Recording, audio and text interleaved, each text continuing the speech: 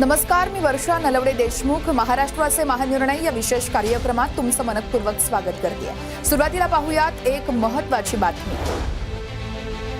राज्य शासनाच्या महत्त्वाकांक्षी पुण्यश्लोक अहिल्यादेवी होळकर शेतकरी कर्जमाफी योजना 2026 अंतर्गत पात्र शेतकऱ्यांच्या खात्यात पहिला हप्ता जमा झालाय. जवळपास 5,029 कोटी रुपयांचा पहिला हप्ता 6,22,207 शेतकऱ्यांच्या खात्यात जमा झालाय. कोणत्या विभागात किती शेतकऱ्यांना योजनेचा लाभ मिळालाय बघूया. अमरावती विभागात 1,58,146 शेतकऱ्यांच्या कर्ज खात्यात 1,372 कोटी 17 लाख रुपयांचा लाभ मिळालाय. नाशिक विभागामध्ये 1,40,079 शेतकऱ्यांना 1,209 कोटी 39 लाख रुपयांचा लाभ मिळालाय. छत्रपती संभाजीनगर विभागात 1,30,934 शेतकऱ्यांना 932 कोटी 61 लाख रुपयांचा लाभ मिळालाय.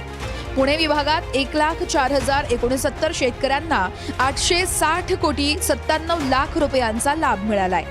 नागपूर विभागात 70,290 शेतकऱ्यांना 544 कोटी 71 लाख रुपयांचा लाभ मिळालाय. कोकण विभागातील 18,687 शेतकऱ्यांना 108 कोटी 86 लाख रुपयांचा लाभ मिळालाय.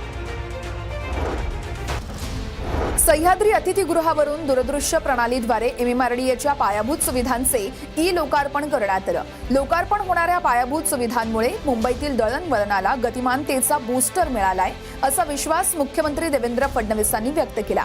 या प्रकल्पांमध्ये मेट्रो लाईन 2B च्या पहिल्या टप्प्यातील चेंबूर मेट्रो स्टेशन, ठाणे बोरिवली दुहेरी बोगद्यासाठी ठाण्याच्या बाजूने दुसऱ्या टनेल बोरिंग मशीनच्या TBM2 या कामाची सुरुवात आणि BKC मधील फ्लायओव्हरला बॅरिस्टर बाबासाहेब भोसले असं नामकरण करण्यात आलं. यावेळी उपमुख्यमंत्री सुनेत्रा पवारांसह अन्य प्रमुख मान्यवरांची उपस्थिती होती. मागच्या वेळी आपण जेव्हा लाईनच्या उद्घाटनाला गेलो होतो त्यावेळेसच चेंबूर स्टेशनचं काम हे अंतिम टप्प्यात होतं.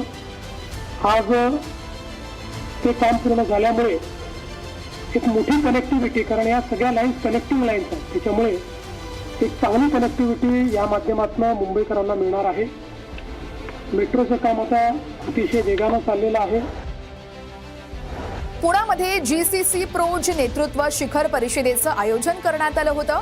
यावेळी मुख्यमंत्री देवेंद्र फडणवीसांसह उपमुख्यमंत्री सुनेत्रा पवारांची उपस्थिती होती.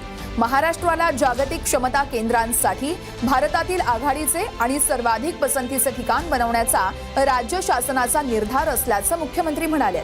राज्यामध्ये 400 नवीन जागतिक क्षमता केंद्र, 4 लाख उच्च कौशल्याधारित रोजगाराच्या संधी आणि 50,000 कोटींची गुंतवणूक आकर्षित करण्याचं उद्दिष्ट निश्चित करण्यात आल्याची माहिती मुख्यमंत्री देवेंद्र फडणवीसांनी दिली आहे. यावेळी उद्योग क्षेत्रातील मान्यवर उपस्थित होते.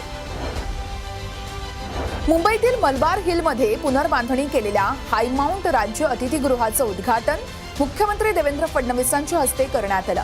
राज्यातील अतिमहत्त्वाच्या व्यक्ती, परदेशी शिष्टमंडळ तसेच विविध क्षेत्रांमधील मान्यवरांच्या निवासासाठी सुसज्ज अशा या अतिथीगृहामुळे राज्याच्या आदरातिथ्य व्यवस्थेला अधिक बळ मिळणार आहे. या नव्या राज्य अतिथीगृहामध्ये एकूण 57 सुसज्ज कक्षांची व्यवस्था करण्यात आली आहे. त्यामध्ये 6 VVIP आणि 51 इतर कक्षांचा समावेश आहे. मुंबईमध्ये ब्रिक्स फ्रेंडशिप सिटीज कॉन्क्लेव्ह 2026चं आयोजन करण्यात आलं होतं. यावेळेस राज्यपालांसह उपमुख्यमंत्री एकनाथ शिंदे उपस्थित होते.